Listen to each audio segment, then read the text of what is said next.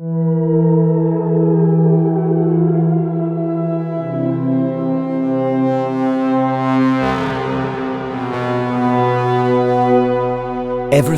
in 7 Stories by Andy Jones. Narrated by the author. Story 3. Chester's Secret. Part 1. Jack had finished putting everything away in less time than he had anticipated. It seemed from the outset that it was going to be a long and difficult job, but once he got into it, everything was packed and labelled fairly quickly. There was the equivalent of about 2 boxes for every room in the house.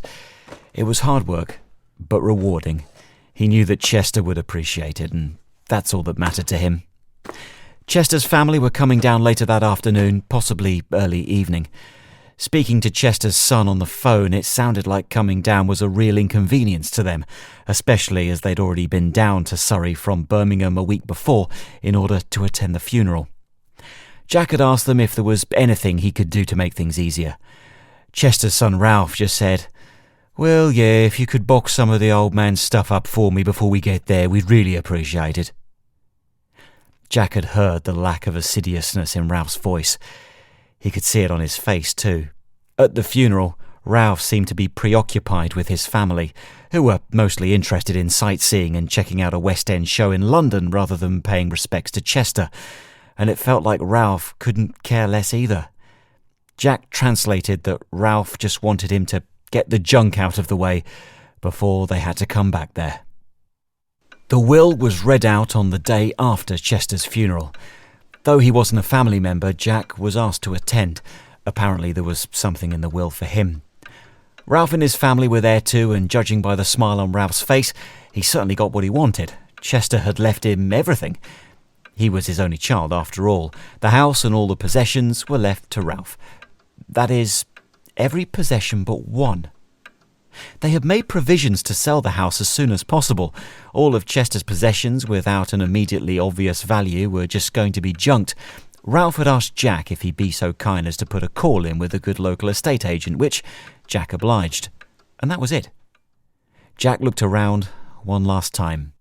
This would almost certainly be the last time he was in Chester's house. Ralph was coming down to take the keys off him and sign a few papers with the estate agent. The house was in a prime location in Surrey and would sell in next to no time, no doubt paying off Ralph's mortgage in Birmingham free and clear. Jack stood in the living room for the final time. He thought of the happy moments he spent with Chester here when he was a kid. Heck, even the happy times he continued to spend until recently. Both Jack's parents died several years ago, and even when they were still around, they seemed to treat the young Jack as an inconvenience. Jack had no brothers or sisters, and he was usually left to find his own amusement. He would have certainly gone off the rails had it not been for the sweet old man who lived next door. Chester. Chester always had time for Jack. The old man's son Ralph was away at university in the Midlands, who got married and set up home there as it happened, and Chester's wife Rose died quite young. Thinking about it with a more mature mind, Jack realised that Chester treasured keeping company with the young, inquisitive kid from next door as much as that young kid enjoyed Chester's stories. Oh, the stories! Chester always had a story to hand and was constantly entertaining Jack with these adventures of the past. Made-up stuff, of course, but for the young Jack, and now he was in his late 20s, he had to admit, the older Jack too, these stories were nothing short of magical. There were many stories, and he would often repeat them to Jack, making them more magical with each telling, and they would all start the same, with Chester asking Jack if he had told him a certain gem before. "Say, Jack, have I told you about the time I brought freedom to the people in Africa?" "My dear young man, did I tell you about the time I saved 1 billion people by creating magic beans that fed the world? Did I ever tell you, Jackie boy, of the time I saved the Prime Minister from certain death?" Jack wasn't married, and didn't have many close friends. As he looked around the living room, it suddenly struck him just how much he was going to miss Chester. The man who kept him company as much as the other way round. The man who kept telling him wild stories till the last. And he had been with Chester until the very end. He saw him in the hospital every day, both before and after work. Chester had been admitted into the ward after complaining about his heart. The doctor told Jack right away that it didn't look good. But Chester kept on for a good month before his heart finally decided to beat its last. On that final day, Jack held Chester's frail hand and moved him really close as the old man beckoned him with his eyes. It was terrible to acknowledge, but Jack knew, even before Chester was sent to the hospital, that the old man's mind was going. Chester opened his mouth to speak. Then he whispered his last words to Jack. "Behind old George." Nonsensical. But Jack was at least glad that he, someone who cared for him, was there at the very end. When he called Ralph an hour later, he didn't seem that distraught. "Oh, that's awful. I hope he didn't suffer. Well, I suppose we better make plans to come down and see the solicitor regarding the will, and the funeral arrangements too. Can I leave that part with you, Jack? You know what my father would have wanted better than me. Much obliged." Now that so many of Chester's possessions had been packed away, the house no longer looked lived in. It was bare and unfriendly, an empty shell of what it had always previously been. Jack suddenly had the urge to leave immediately so that the memory of how the house always was would stay as his lasting impression. As he walked towards the front door, Jack noticed the painting in the dining room. It was still hanging up on the wall across the door. The painting. He hadn't given it much thought since it came up at the solicitor's office last week.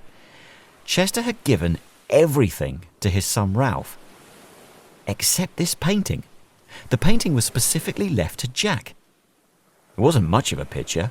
Fairly basic painting of rowing boats docked in a harbour in the early evening, with choppy seas and a storm brewing in the distance.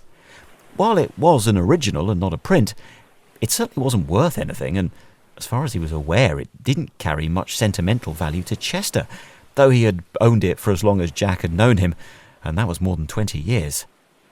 He hesitated at first, but then took the painting off the wall, slid it onto the back seat of his car, and took it home with him.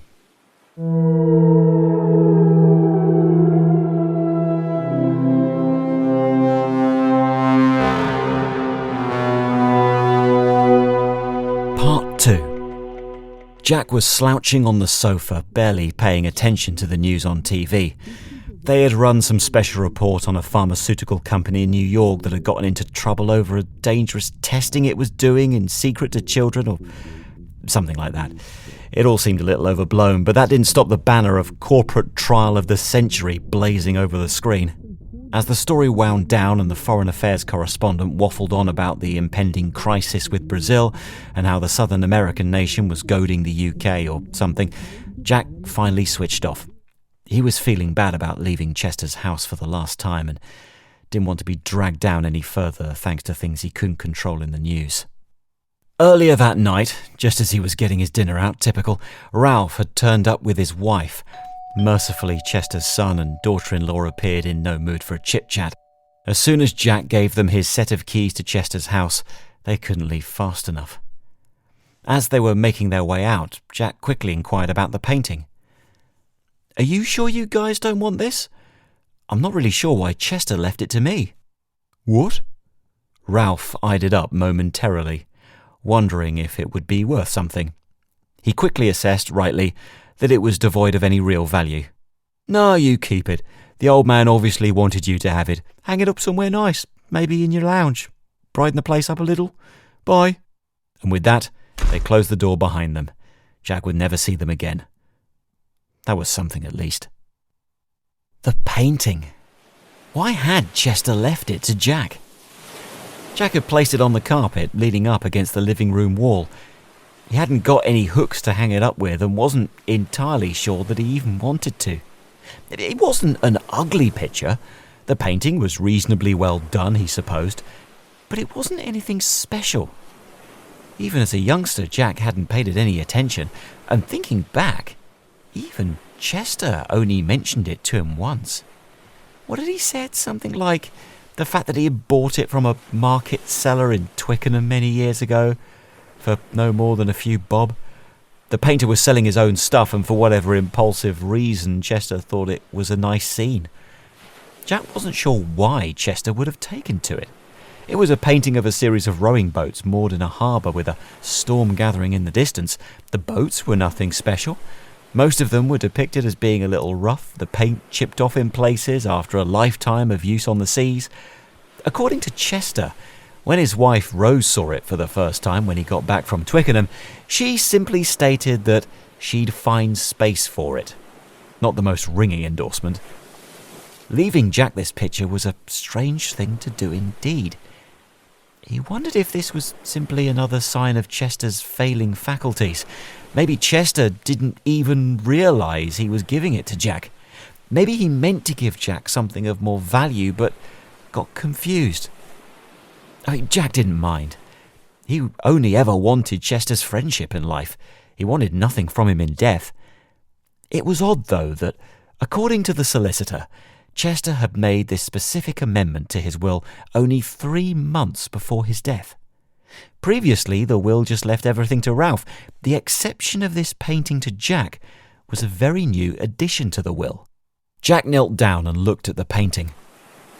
Until his last 6 months, Chester was as sharp as a tack. But in the last months, perhaps the old fellow acted in a nonsensical fashion with no real rhyme or reason, just like when he spoke his final words with his dying breath. "Behind old George." Suddenly, Jack noticed something in the painting.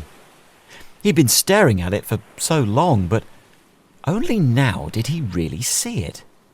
One of the rowing boats in the bottom right-hand corner of the picture was a rough old thing. The artist had clearly painted it to show that it was worn with old age. It used to be perfectly white, but the paintwork on the hull faded with age.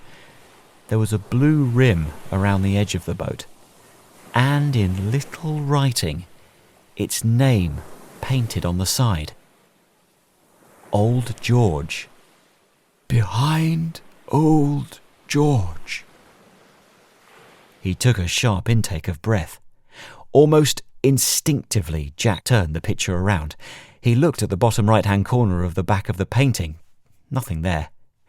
With delicate care, he found the edge of the backing paper on the reverse of the painting and gave it a tug. Nothing at first, but slowly it started to give away, as if it had only been stuck down again fairly recently. Sure enough, sellotaped to the back of the canvas, directly behind the depiction of the boat Old George, was an SD memory card. A tiny flat piece of plastic that claimed on the label that it could store up to 4 gigabytes of data. Written at the bottom of the label, in tiny writing with a permanent marker, was simply the word Jack.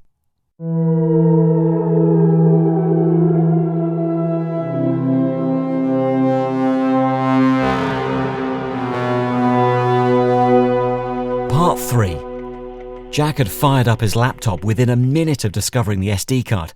He had a slot to put the card in, and he was eagerly waiting for it to load up. As he ignored all the pop-up messages about having a new email and so on, he could feel his heart racing. What on earth was this SD card about? Finally, he managed to open up the contents of the SD card. He wasn't sure what to expect, but had to admit a certain degree of disappointment when there were only 4 very small files on the card, all of them with a date stamp of over a year ago. Each file was a word processing document. readme1st.doc, readme2nd.doc, readme3rd.doc, and readmelast.doc.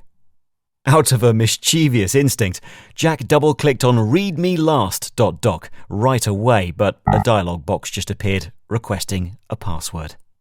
Oh, damn. They must all be password protected, he said to himself. All except he double-clicked on readmefirst.doc. It opened. Jack took a deep breath and proceeded to read the letter his old friend had left him from beyond the grave. My dear young man, technology never was my strong point, as you know, but I've learned a thing or two over the years. Remember the first computer I bought? You helped me pick it out of the store, and I got a virus in the first week. But as I'm sure you've come to appreciate, I've been getting the knack for this stuff, bit by bit, and now I just hope I've done everything here correctly for the quest that I'm about to embark you on. Firstly, if you're reading this, then that means that I've finally croaked, and you've ended up with a third-rate painting, which is probably lying on your living room floor or out with the rubbish bin as you peruse these words.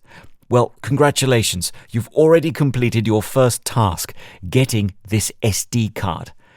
I suppose that you've already tried to open the other files that are on here. I know you too well, young Jack, and you have by now realized that they're all password protected. I can assure you that, if you prove yourself worthy, you will be able to open each file in order, one by one, until you learn, well, something pretty special indeed. You see, my young man, I have one final story to tell. The truth is, all the stories I've told you over the years, to one degree or another, have been pretty much true. Sure, I've added a number of, shall we say, colourful embellishments over time, but I promise you now, from the next life, that the primary seed of every story was true. I have been holding on to a great secret now for many years, something only a few of us in the world know. It's nothing sinister, in fact it's quite the opposite. But knowing the secret comes with a significant duty and responsibility that has been passed down over the years. It was clear to me over a decade ago that my own son would never be ready to embrace this duty and uphold the ancient and important secret in the manner that a select number have in the past.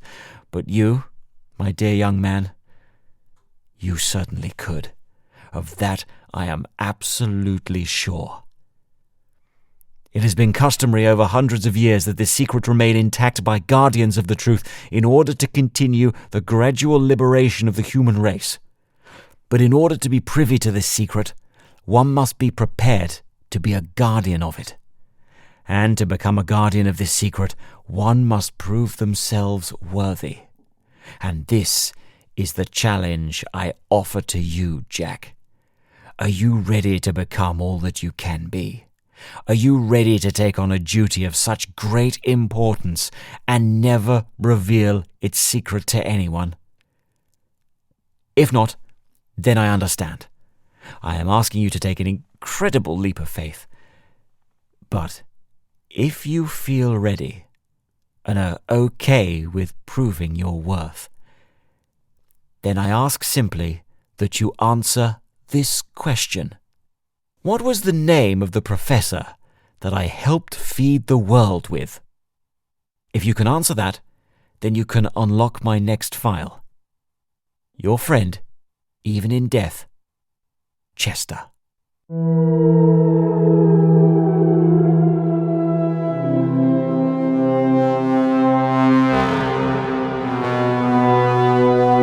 Part 4. Jack had read the first file several times and had even printed it out to take it to bed with him.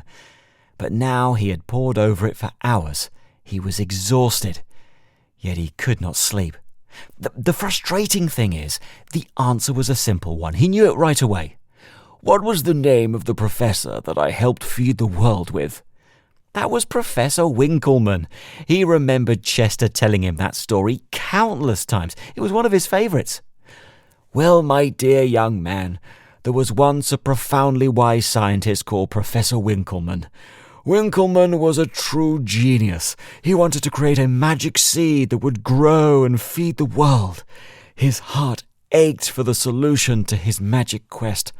And one day, I happened upon an idea with a group of friends. I paid Professor Winkleman a visit, and with a little encouragement, we saved the world, and no one was starving anymore. Jack was rational enough to know that millions around the world were still starving, and that Chester had made the story up. Or had he? But there was no way there was a real Professor Winkleman. The name was preposterous, like Willy Wonka. It was a story to entertain and enchant a young boy's vivid imagination, nothing more. Once he realised that there was no chance he was going to get any sleep tonight, Jack tried to recollect all the different specifics of the story that Chester told him each time. But he soon realised that every time Chester had told him the story, the specifics were different. After all, it was a made-up story, wasn't it? How could Chester have helped a mad scientist called Professor Winkleman save millions of lives? Sometimes Chester said it was billions.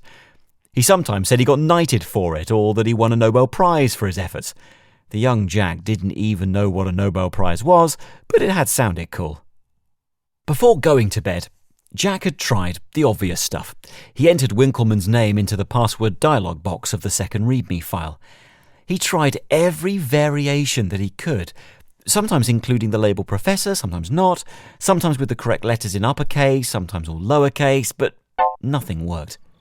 He looked at the LED readout of his bedside clock. It was 3:15 in the morning. Jack had finally managed to get a little sleep around 4, but his alarm went off at 6:45 a.m. and he had really struggled to get up in time for work. Some of his work colleagues in the office looked at him a little contemptuously, all except his mate Ryan, who upon seeing Jack, so worn out and dishevelled, asked, "Well, who was she, and are you going to see her again?" Jack had slumped down on his desk and was contemplating closing his eyes for a few minutes, wondering if the boss would notice. He wrote technical support documents for a living and had a hard time keeping his eyes open at the best of times, and the grimy black coffee from the office machine wasn't helping a damn bit. But even in his semi-slumber, he couldn't stop thinking about Chester. He just had to find the answer to that password. He knew that the professor in the story was called Winkleman. That was one of the few bits of the story that didn't change every time Chester told it. Suddenly, staring at his computer screen, he had a brainwave. How stupidly obvious. Why had he done it first thing last night? He quickly opened his internet browser on his office computer. Within a second, Google was awaiting a prompt. Jack typed Professor Winkleman. Sure enough, there was a hit. Over 200,000 hits to be precise. But the hit right at the top was the one that got his attention. It was the biography page of a Professor Winkleman, who worked in the Biological Agricultural Sciences Research Department at the University of Reading in Berkshire. Jack's heart started beating with the same intensity of last night. Reading? Berkshire? That wasn't far away from where Jack worked these days. He suddenly didn't feel tired anymore. He vowed to go and see the professor in his lunch break. The quest was on.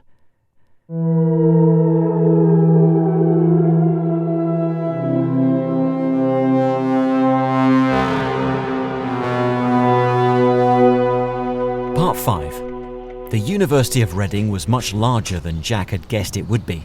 It spanned more than one campus, but eventually he found a directory map and headed over to the Biological Agricultural Sciences Research Department. The receptionist was very unsure about letting this incredibly dishevelled man into the department, but after a great deal of pleading, she finally acknowledged that yes, there was a Professor Winkleman working there, and she would try and get him on the line. Jack could tell that she was half hoping that the professor would refuse to see him, so she could have the satisfaction of escorting this rough-looking man off the premises. However, her slightly sullen expression after a moment on the phone raised Jack's expectations. After a moment, she turned back to him.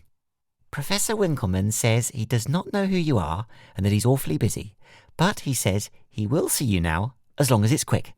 "Thank you," Jack said, and started walking past her and down the corridor. "It's the 4th door on the right," she called after him, and went back to playing Minesweeper on her computer. Jack walked up to the door.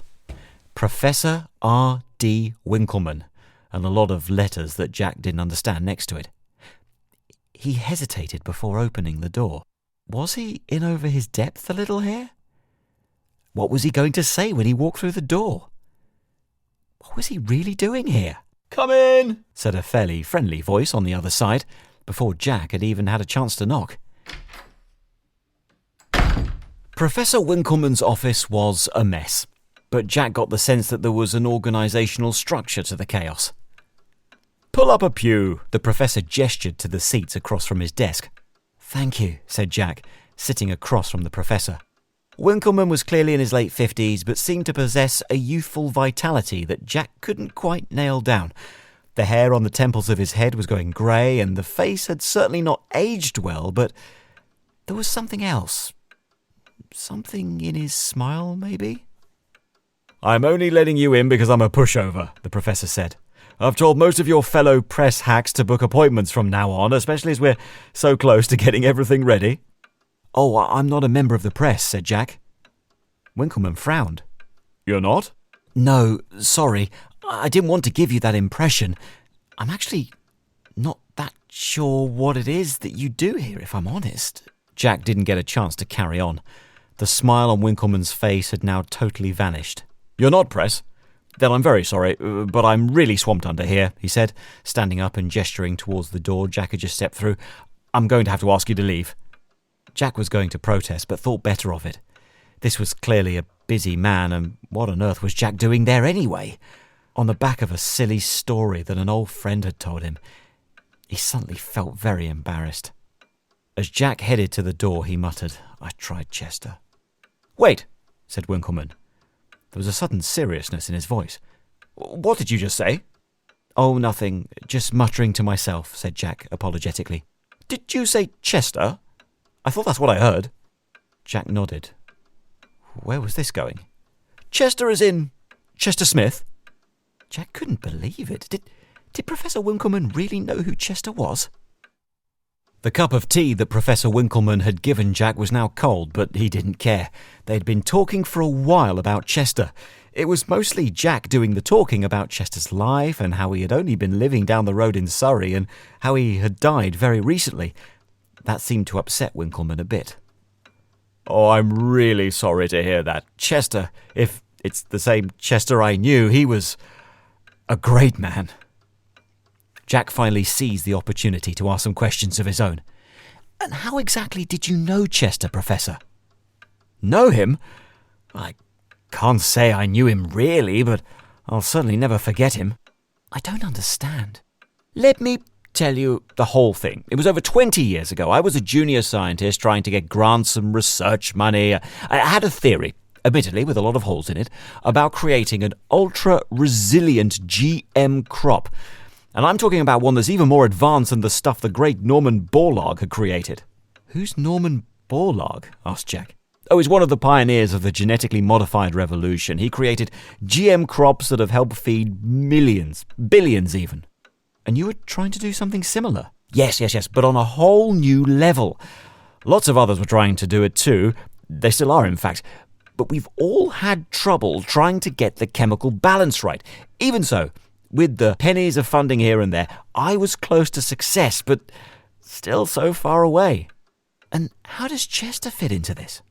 Professor Winkleman sat back in his chair for a moment and chewed on the end of his glasses. Jack could tell he was recalling the story vividly. "It was a little over 20 years ago. I was sitting right where I am now, in this very office, and a man walked in through the door," the professor said, pointing at the same door Jack had entered, "and introduced himself as Chester Smith. He was maybe a little older than I am today. I'd definitely say he was in his 60s, and he came in with a rolled-up newspaper under his arm, a big brown jacket on." 20 years ago, said Jack. "Yeah, that'd be right for Chester age-wise, and he had a brown jacket. Well, it was more like a long raincoat." "Yes, that's it!" Winkleman sat up, animated that they clearly were both referencing the same Chester. "Anyway, I thought he was one of these millionaire philanthropists or something. He didn't look it, but you can't tell with those guys. He talked to me about my funding issues, but very little about my research, which was odd." "Why was that odd?" "Because I've had a lot of potential investors, especially in those early years. All they'd want to hear is how close we were to making a breakthrough. But Chester didn't ask me once. He annoyed me, actually. I was talking to him for nearly 3 hours doing my full-on sales pitch when suddenly he got up, shook my hand, wished me luck, and left. Just like that." "What did you make of that?" "I just figured he was a time waster, and I'd been talking to him for so long I was way behind on preparing my lecture notes for the following afternoon. I can remember it all so vividly. I was writing up some course notes later that night. It must have been past 8 in the evening, and I was almost done. And as I got up, I put my coat on, and I noticed that he'd left it. Left what? Jack asked. His rolled-up newspaper. He'd left it on his chair. I picked it up to drop it in my waste paper basket when a rolled-up file fell out. Winkleman came out of his daydream and looked Jack right in the eyes with a big smile. Ha! The file that changed my life. What was in it? Oh, it was revolutionary, remarkable. It was a series of chemical equations and designs, microbiology stuff. It was based on some of my general theory, but took it in directions that I wouldn't have thought about in a million years. And it had my name as the copyrighted owner on every page. What did you do with it?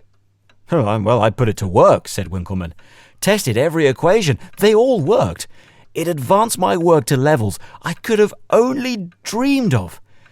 And it was because of that I was so easily able to get my private funding. And now, 20-odd years on, we're nearly at the conclusion of it all. The conclusion? Asked Jack. Yes. This microbiological technology has matured so much that we're months away from producing the safest, most resilient GM crop technology in the world. We're going to sell it all over the globe for incredibly low prices, free to most of the third world. Professor Winkleman leaned forward and spoke to Jack intently. The man you knew, Chester, he's going to have been responsible for saving the lives of over 1 billion people and ending the concept of agricultural famine forever. Jack swallowed hard. This was the magic seed story that Chester had told him countless times. I tried to track Chester down for years, continued Winkleman, but was never able to find him. I only knew his name. Who'd have thought he was just down the M3 in Surrey all this time? Jack's mind was racing. Chester had really told the truth. If that's the case, what other crazy stories were true? The professor didn't seem that keen on parting ways with Jack and insisted that they exchange contact details before he left. Though his lunch break was pretty much up, Jack was sure he'd be seeing Winkleman again soon. Just as Jack was leaving the professor's office, he heard him say, "Hunger." He turned around. Sorry, what was that? "Hunger," Professor Winkleman repeated. "I don't know if it means anything to you, but on the bottom of the very last page of chemical equations in the file Chester left, it simply said, 'If anyone asks, tell them hunger.' I figured it meant that if anyone asks why we were doing this, the answer would be, rightly, to end hunger, to stop people going hungry around the world. You know."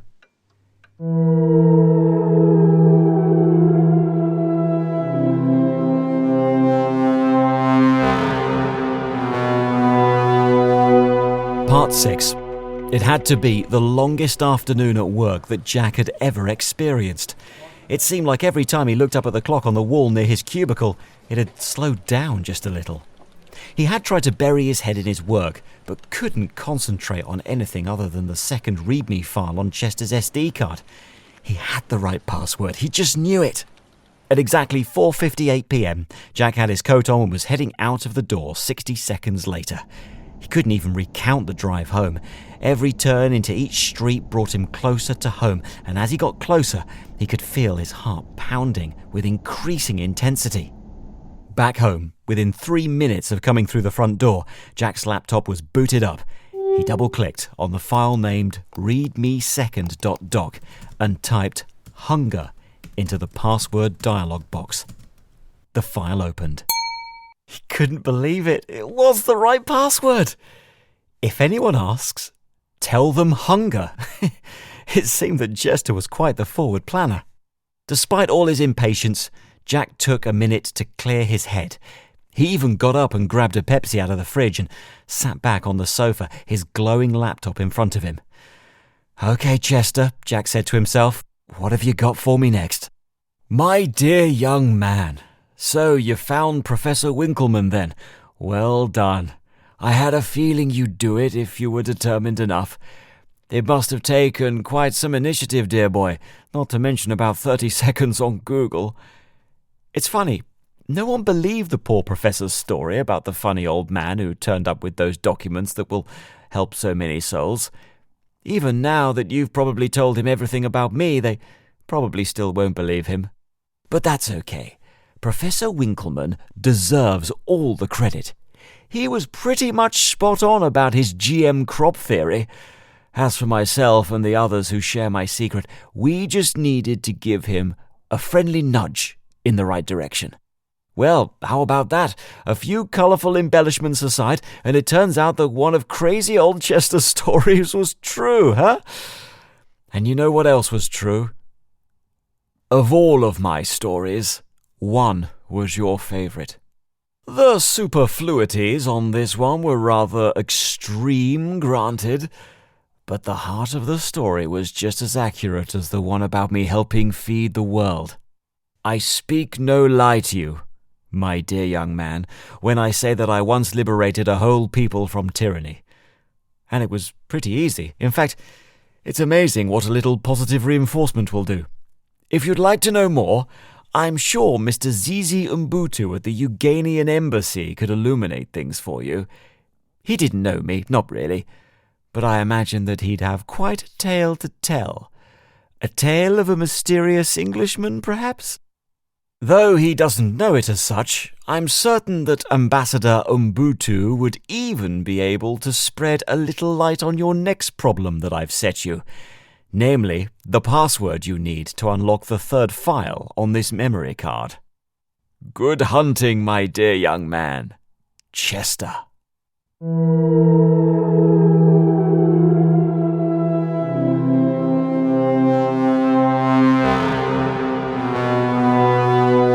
Part 7. Jack hadn't exactly lied when he called his boss that evening asking for the rest of the week off. He had explained that someone who he was very close to had passed away, which was true. It hadn't happened that evening, but it qualified as a little white lie. His boss would deduct the time off of his remaining holiday days anyway. He was hunched over, looking down at the brown, polished tiles in the reception of the Uganian embassy. They were so immaculate, he could almost make out his own face. It was 9:08 on Tuesday morning. He had tried to get some sleep in during the previous night, but it was still a little difficult. He had spent a great deal of time online overnight, finding out everything he could about the Free Republic of Ugania. It was easily the most prosperous nation in Africa, but it wasn't always the case. In fact, poverty and misery were, until a few decades ago, the horrifying norm there. Since it was first known as Ugania about 160 years ago, it had suffered under the regime of one dictatorship or another. The Central African country had very few natural resources, and what they did have was usually ploughed into a never-ending war machine. It could be a crazed warlord, the communists, fascists, or anyone in power at any given time. The only thing that was certain was that they'd be overthrown before long, and with each revolution there was a new dictator, and each dictator was worse than the last. The Uganian story was bloody, and each uprising topped the previous one for sheer horror alone. Nothing on the internet gave Jack clear-cut answers, but it seemed that after the last revolution, which was incredibly over 30 years ago, things settled down. There hadn't been a single uprising, counter-insurgency or violent protest since. The general who initiated the revolution had all the credentials of yet another dictator, but very soon after seizing power, General Impala behaved in an incredible way. He first refused the aid that his country was receiving from the West. Instead, he revoked all the trade embargoes that his predecessor had put in place. He wrote up some unilateral free trade agreements, not just with specific nations, but with the whole world. In fact, he didn't negotiate a free trade agreement with any nation. He merely declared that Ugania would freely trade with any nation in the world. He worked hard to create a framework for a solid rule of law, established elections and a constitution that limited both the size and powers of the government. The state was restricted by law to courts, police, military, and a basic civil infrastructure. Taxes were initiated on consumption but were low. Term limits were put in place. Even the general himself, President Impala by this time, only stood for one term in office. The economic boom that ignited was like nothing Africa had ever seen. Businesses from around the world flocked to take advantage of the low taxes and relative safety that the Uganian property rights afforded to them. Within 10 years, Eugenia was the wealthiest African nation. Now, 30 years since the revolution, though some liberties had been curbed and the government power had marginally increased, Eugenia was still considered to be one of the most prosperous and happy places on the planet, not just in the African continent. All Jack knew about Zizi Mbutu was that he was there at the start of the revolution and, for about 15 years, had been the Ugandan ambassador to Great Britain. His Wikipedia stub wasn't much more detailed than that. But Jack recognised his face from a picture online as soon as he came down the stairs. He was a little older than the picture Jack had seen, with a little greying around the temples, but it was definitely him all right. Jack stood up immediately and shook his hand. He could tell right away that the ambassador was in a hurry and was already looking for a way to end this meeting before it began. "Ambassador Mbutu," Jack started. "Please, just Zizi is fine," was the reply. Friendly but mildly impatient. Jack Williams, I know I haven't booked an appointment, but I would really like to take 10 minutes of your time if I may." Jack could tell by the look on Zizi's face that 10 minutes was going to be 9.5 minutes too long. "I really am pushed for time, Mr. Williams. If you could tell me what this is about?" "Sure, I totally understand. Do you know, or did you know from your past, a man called Chester Smith?" "No. Are you sure you're in the right place?" Zizi answered him immediately and was already backing away, his headspace fixed on his next pressing engagement. "Oh, I'm sure of it," pressed Jack. "Are you sure you don't know him?" By now Zizi was already politely but firmly leading Jack by the arm and escorting him to the main exit of the embassy lobby. "I'm sorry, Mr. Williams, I really don't know anyone of that name. I hope you find who you're looking for, and if you send an email out via the embassy website, I'm sure we can look a little further into our archives for you." But Jack knew he'd blown it. What else was there to say? What had Chester written in the second email? "I imagine that he'd have quite a tale to tell. A tale of a mysterious Englishman, perhaps?" Well, it was worth a shot. They were at the door now, and Zizi had already opened it for Jack to leave. "Mr. Ambassador, Zizi," said Jack, already screwing up his last chance. "During the revolution, do you know of anyone who helped your country during that time? Was there anyone who worked with General Impala in some way? Maybe a mysterious visiting Englishman?" Zizi's patience had already worn down to the bone, and Jack thought he might just start shouting at him, or worse, have security order him away. But the last question got Zizi to pause for a moment. In fact, more than a moment had passed. Had Jack struck a nerve with Zizi? The previously impatient man was now pausing, looking at the ground, in deep thought. After a good few seconds, the ambassador finally spoke. "As it happens, I do have a few minutes before my next meeting. Would you like to come up to my office for a little tea?" To describe Ambassador Zizi Mbutu's office as plush was an understatement. It was clear to Jack that the purpose of a room like this was to overwhelm any visiting guest. And for him, it was certainly working its magic. Zizi had poured Jack a regular English breakfast tea and had made himself an Earl Grey. Jack found it interesting that there was no maid or something to do that for him, and he found it even more interesting that he had suddenly managed to get himself into the ambassador's office. "So, Mr. Williams," began Zizi. "Oh, please, Jack's fine." The ambassador smiled. "Jack, can I ask, what do you know about the revolution that turned us into the Free Republic of Eugenia?" "Only what I read on the internet, to be honest." Jack suddenly felt incredibly dumb. "Don't worry, it's about the same as most people I encounter in this job," said Zizi. "And I can't blame you. After all, Eugenia is far away, and we fought that revolution when you were a toddler, if you were even born at all by then. They call us the Hong Kong of Africa now, but they had pretty awful names for us before." Jack didn't know why. Maybe it was something in the ambassador's friendly tone of voice, but he felt a bit more relaxed now.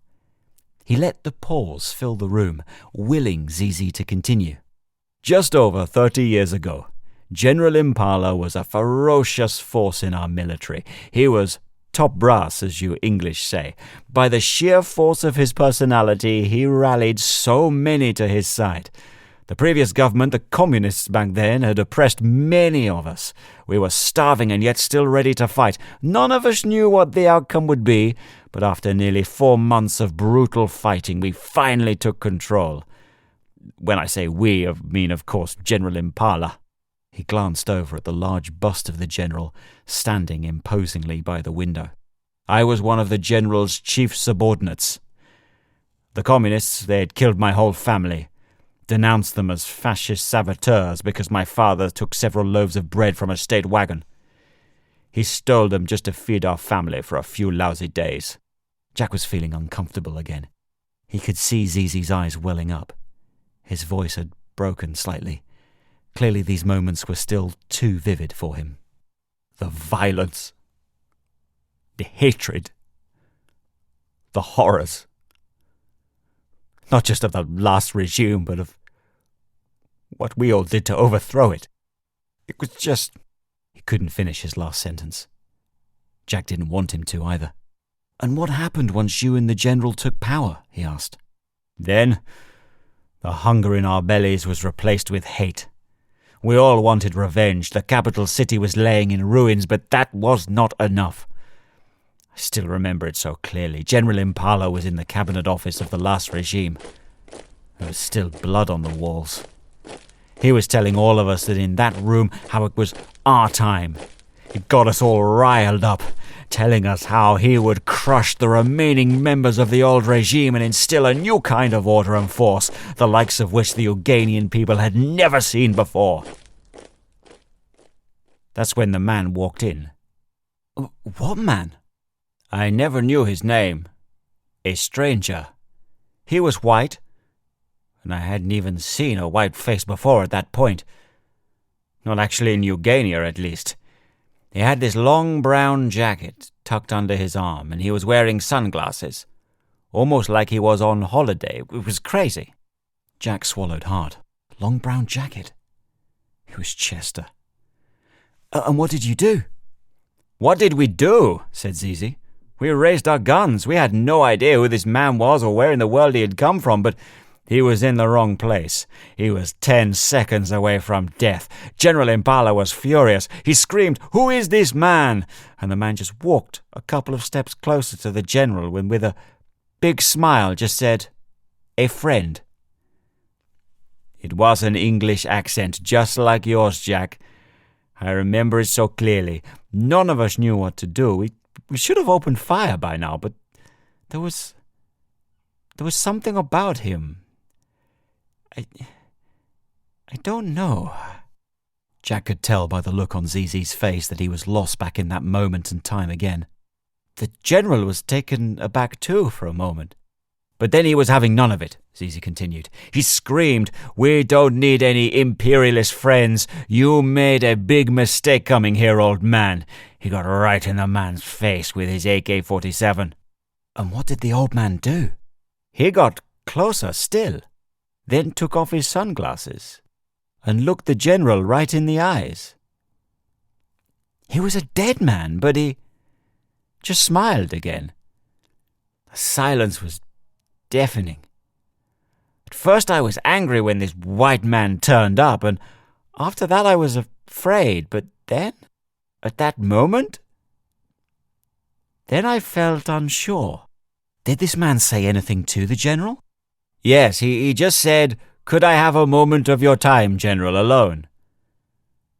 Goodness, I haven't thought about this in such a long time. It was so surreal, even back then. I don't know whether it was a sense of curiosity or not, but the General agreed. "What happened?" Jack asked, with a feeling like the most extraordinary part of the story had yet to unfold. "I don't know. They went off down the corridor into one of the offices we'd commandeered from the old regime. They were there for 3 hours. None of us dared go in. At first the general was talking quite animatedly, but after the first hour or so they were talking in a much more subdued way. Then finally the old man left, unharmed. General Impala looked different. He was changed somehow, as if he had seen the face of God, or had been told something that had turned his whole world upside down." "What did he say?" "Oh, nothing at first. I finally plucked up the courage to say, 'General?' And he looked at me. After a second he said, 'Pull the militia out of the cities, but maintain rule of law. Let it be known that looting will not be tolerated. This will be a regime of Freedom and justice. The law applies to us all. I want no acts of vengeance for the crimes of the past. That is an order. And we knew that we had to obey. 5 years on, the country was becoming stable and prosperous. Impala stood down after one term, Set a precedent for every other that's followed him. 2 years before his death, he was awarded the Nobel Peace Prize. The ambassador sat down as he continued. I don't know who that Englishman was, Jack, or if any of that story helps you in any way. All I know is that man did or said something that saved my people. I very much doubt I would be alive today if something hadn't turned the general around at that moment. I'm not sure I want to know who that man is. You say Chester? I don't know. All I know is without him, Eugenia would be a very different and much more unpleasant place. Is there anything else I can do for you, Jack? Jack was amazed by what he heard, but felt like there must be more. After the Englishman left, did General Impala say anything else to you? He asked. No. Oh, wait. Another memory was coming back to Zizi. Yes, he did. How could I have forgotten this? It's one of the most important moments in my memoirs, but I suppose it's been a long time since I've even looked at them. Yes, he did say something else that day. Once he told us that there would be no acts of vengeance. I was all over the place. In my adolescence, I wanted blood, and I was sure General Impala had wanted it too, but he just looked at me, saw the rage and confusion on my face, and said one thing, with tears in his eyes. Omieta. I remember it so vividly now. Jack was confused. I don't get it. Omieta? What does that mean? Zizi pulled himself away again from his daydream and smiled at Jack. Omieta. There's not a word in English that exactly translates, but I suppose the nearest thing is the word liberty. Suddenly Jack could feel his heart pumping again. He had an impulsive urge to get home and get back on his laptop right away, but he knew that there was one last thing he needed from Zizi before he could do that. Omieta, he said. Forgive my ignorance, Ambassador, but could you tell me how you spell that?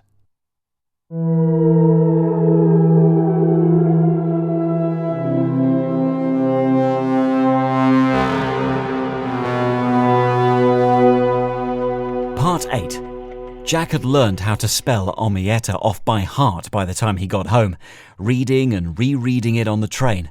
But he still typed in the third README file's password dialog box with great care, referring to the word he'd scrawled on a piece of paper in Ambassador Zizi Mbutu's office. It opened.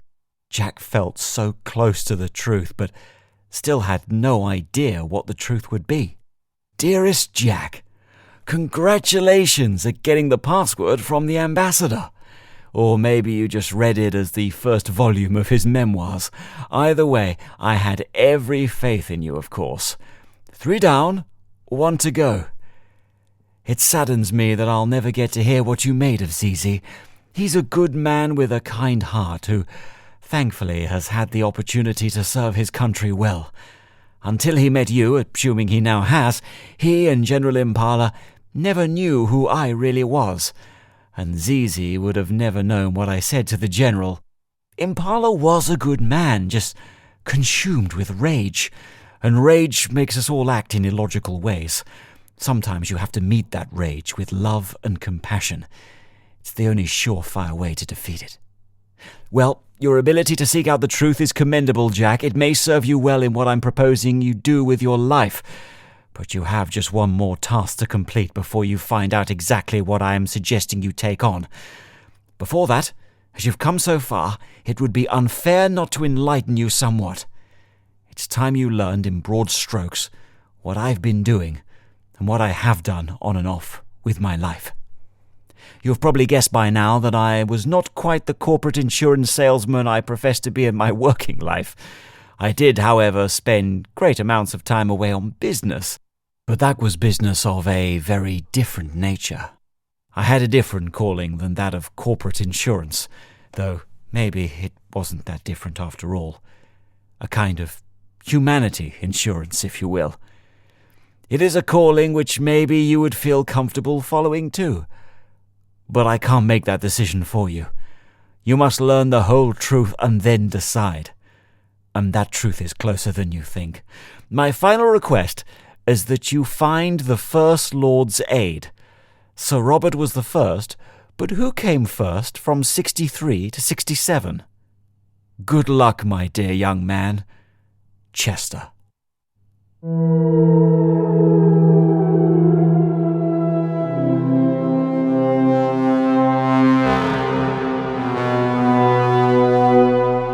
Part 9. The dull clouds had followed Jack from his house that morning, gathering foreboding intensity until he finally found himself at his destination. Then the heavens opened.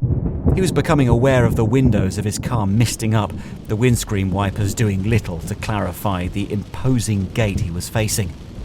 He was outside the main entrance of the grand estate belonging to Lord Cedric Hattenden. What was he supposed to do next? He drove up closer to the gate. There was a buzzer on the driver's side. He pulled up and pressed down on the button, taking in what seemed like gallons of water as he wound down the window. He grew impatient, waiting for someone to respond to the buzzer. But even if it took hours, he didn't care. He'd wait. He was determined to see Lord Hattenden. Although it had taken several hours of pacing and internet hunting, Jack had finally figured out Chester's last question. Find the First Lord's aid. Sir Robert was the first, but who came first from 63 to 67? Just Googling First Lord had helped him somewhat. The First Lord was a reference to the First Lord of the Treasury, aka the Prime Minister. Sir Robert was the clue that gave that away. Sir Robert Walpole was the first PM. But then Jack hit a brick wall. There were 3 Prime Ministers between 1963 and 1967, Harold Macmillan, Sir Alec Douglas Hume, and Harold Wilson. Which Prime Minister did Chester mean? But then it was so obvious. Chester hadn't asked about the Prime Minister. He had been asked to find the First Lord's aid. Another quick search on Wikipedia discovered that between 1963 and 1967, one man, a single civil servant, acted as official aide to all 3 Prime Ministers. The then bright and influential young man known as Cedric Hattenden. Hattenden was eventually granted a peerage and served on the House of Lords, though as he was getting infirm in his old age, it appeared that he seldom attended the chamber. There were a few brief details scattered online about his life in the 60s. Jack found the odd article online and write-up. Throughout the 70s, 80s and 90s, Hattenden spoke at Libertarian Alliance meetings, took on directorships at key think tanks and the like, usually ones that had an emphasis on promoting freedom in one area or another. Other than that, Lord Hattenden seemed to be rather ordinary. Or was he? Could he be an extraordinary man hiding his incredible deeds in plain sight too? Taken very suddenly out of his daydream, Jack heard the crackling of someone picking up a receiver. Finally, he was going to be able to speak to someone and get out of this infernal rain. Yes? Was all he heard down the line, but it was hard to tell with the rain pounding the car roof. Jack leaned his head out of the car window, getting an earful of rainwater in the process. "I'd like to see Lord Hattenden, if I may." Sorry, Lord Hattenden will not be taking visitors today. Goodbye. Jack heard the crackle of the receiver being put down. Talk about abrupt. But he knew what to do. He'd learnt after his previous 2 engagements that there was a magic word. Sometimes Chester's name, sometimes something relating to Chester, that would gain him access. He was confident of that. He pressed the buzzer again. The voice said, Yes? This time it was the same one, but clearly not in the mood for this game. "My name is Jack Williams. I've been sent here by the late Chester Smith." The pause seemed to go on forever. After a moment, Jack heard the crackle of the receiver being put down again. He wound up the window and sat back. Well, what now? Should he sit there and wait? Make a nuisance of himself and buzz again? Suddenly dawned on Jack that maybe, just maybe, he was mistaken on this one. Maybe Chester wasn't directing him to Lord Hattenden at all. Maybe his clue about the First Lord referenced something different entirely. Staring out at the mansion house ahead of him, with the windscreen wipers working overtime, Jack was just about to reverse his car and back away, when he noticed something right in front of him. The large and imposing electric gates he was parked in front of were opening by themselves.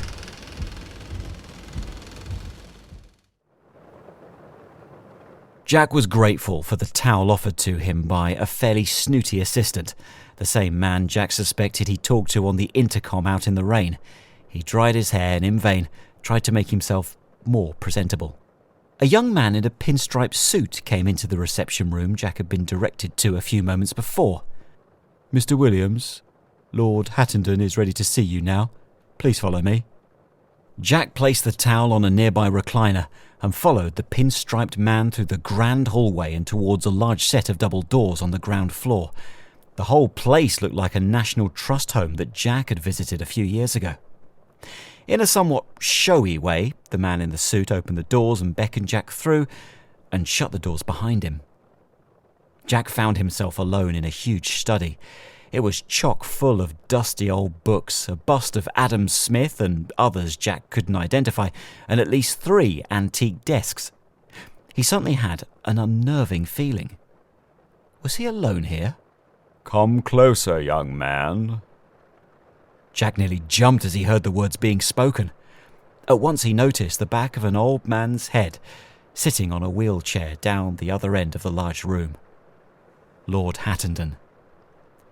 Hattenden was facing out of the large old window, looking out on the torrential downpour over his land.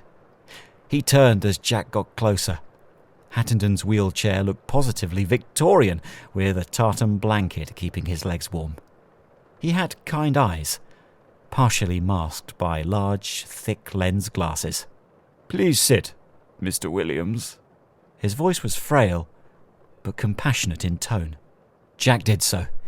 He felt a trembling excitement, like he was finally going to get all the answers he needed. This was it. "Thanks for seeing me, Lord Hattenden." "Not at all. Couldn't leave you out there in this awful weather. And it's nice having the company of someone who will listen to you for a bit. Unlike those useless imbeciles in Her Majesty's government at the moment who are driving us ever closer to war against Brazil and won't take my phone calls." He trailed off for a moment before recovering. "Sorry. Lot on my mind at the moment. Would you care for some tea?" "I'm fine, thank you." Hattenden smiled somewhat knowingly. "Of course. You're probably impatient to know more about Chester." Jack's heart skipped. "I was incredibly sad to hear of his passing, but I've been waiting to finally meet you. I must say I am mightily impressed that you've managed to follow everything through so quickly. Chester and I had thought that it would take weeks rather than days, if that. Good for you," he said with a smile. Jack didn't really know what to say. "Thank you. It's been an interesting few days." Lord Hattenden allowed himself a chuckle, which was eventually cut short by a rather nasty cough. "Oh yes, I'm sure interesting is one word for it. By now, you must know that a great number of Chester's stories he told you over the years were completely true." "Yes," said Jack, "apart from the odd embellishment." "Of course," said Lord Hattenden, chuckling again. "Chester had a delightfully colourful imagination, didn't he? I will miss him. But what story do you suppose I represent?" That was a good point. Jack had been so eager to solve the riddle that the story behind it was, well, this time around, utterly lost on him. Hattenden could see that Jack was confused as he offered a clue. "Something to do with prime ministers, perhaps?" Jack looked up and smiled. "Oh, of course, how could I forget? Is this the story about him saving the Prime Minister's life once?" The nod that Lord Hattenden gave was all Jack needed. He could suddenly remember the story Chester told him when he was young. "My dear young man, did I ever tell you of the time I saved the Prime Minister's life? He was going to be blown up by the baddies, but I got in there in the nick of time and defused the bomb." As Jack was reminiscing, Hattenden finished the story that Jack was replaying in his mind. A militant group called the Collective were calling for the confiscation of all wealth. MI5 had them under surveillance. The society that Chester and I belonged to heard of a plot to kill Harold Macmillan. The idea was it would raise the game and make people deeply frightened of what would happen if they didn't see their demands met. I'm not good with the stories like Chester was, but let's just say that Chester was able to infiltrate the group and stop the bomb going off. I was chief secretary to the PM at the time, but Macmillan never knew about the attempt on his life or about Chester who saved him. Jack leaned forward earnestly. Why didn't Macmillan ever get to know about it? Couldn't Chester have got an OBE or something? Once again, Lord Hattington smiled. An OBE? Oh, yes, I'm sure that would have been nice, but that's not how our society does things. Concealment and discretion are the key to helping us achieve our goals. A society? What do you mean? Were you in Chester part of some sort of organisation? Yes, Mr. Williams, we were. I still am. And I hope soon you will be. Chester and I were part of a secret society. I know it sounds sinister, but our aim is simply the advancement of freedom and liberty to all of mankind in any way possible, without the use of force, of course. A secret society? Asked Jack. You mean like the Masons or something? Oh, not really. The Masons aren't a secret society. They're a society with secrets. I mean, think about it. You've heard of them for a start, so how can they be secret? We're talking about a group that no one knows exists. We can be found all over the world, and often communicate in secret, and together we have achieved, or set up conditions to help others achieve, astonishing things that will advance freedom and prosperity in more ways than the people will ever know. Jack sat back. His mind was blown. He just knew there was no way this old man was having him on.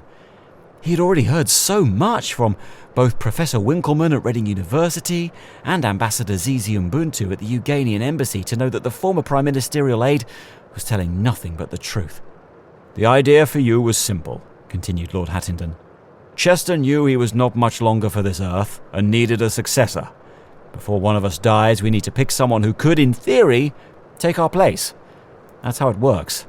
You have free will, of course, and after hearing all the details, you can choose not to join us. We will find someone else, and in time you will forget all of this. But Chester chose you, Jack. Above anyone else he could. If you've come this far, this fast, then I suggest he chose wisely. He wanted you to take over from where he left off. By virtue of the fact that you've made it this far and jumped through the hoops he set you, means you have earned your right to join. We've done it this way for centuries. Jack's heart was racing.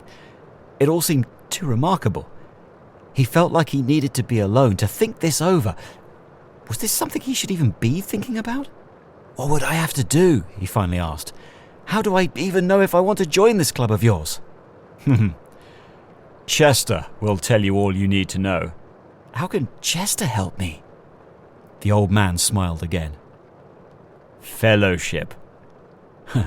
The word you're looking for is fellowship.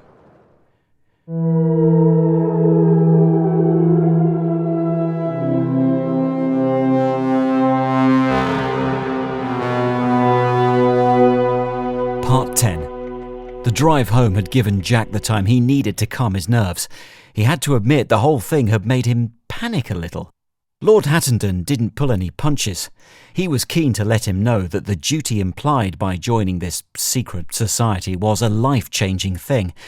In a silly way, Jack was having the same feelings he felt when he had made big choices in the past, taking on a mortgage for the first time, or asking Heather Brimlow out on a date when he was 15. But all those experiences somehow felt insignificant compared to a decision he knew he was going to have to make when he got home. Once he finally arrived back home, Jack was feeling much better.